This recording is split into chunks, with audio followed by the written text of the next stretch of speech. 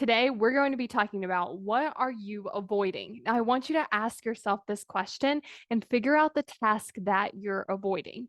And then when you think about that task that you're avoiding, I want you to ask yourself why you're not doing it. Because here's what we often find out is that there's this discomfort that comes up when we think about doing it.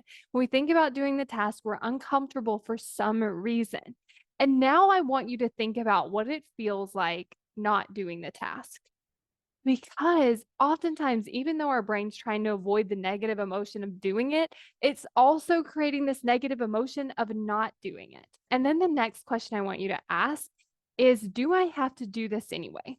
Because there are some things that we might be avoiding that we aren't going to have to do, that we could literally just decide, I'm not going to do that.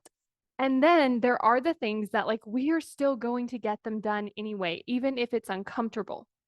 So if we're kind of thinking about a timeline, it's like, okay, here on this end is where we do it and then we feel better because it's done. And then here's all the time we spend not doing it and feeling that discomfort. So the sooner you get the thing done, the sooner you stop avoiding the thing, what it allows you to do is spend more time in the enjoyment of it being done and less time in this discomfort of not doing it. Because the discomfort of doing it is going to be the same, but the discomfort of not doing it, we can actually shorten and get rid of. And then if it's not something you are absolutely going to do, I want you to ask yourself, why do you want to do it? Because there are some instances where you're like, you know what, I'm just avoiding this. I'm not doing it. It's uncomfortable, but I'm going to intentionally decide that, like, I'm not doing this. Because then we're no longer feeling like we're not doing something that we should be doing. If we stop telling ourselves that we should be doing it, then we get to feel better about ourselves because it doesn't feel like we have this thing like looming around that we're not getting to. So in that instance, it's you just taking that real honest look at that thing and saying, you know what, I'm not going to do it and I'm just going to let it go.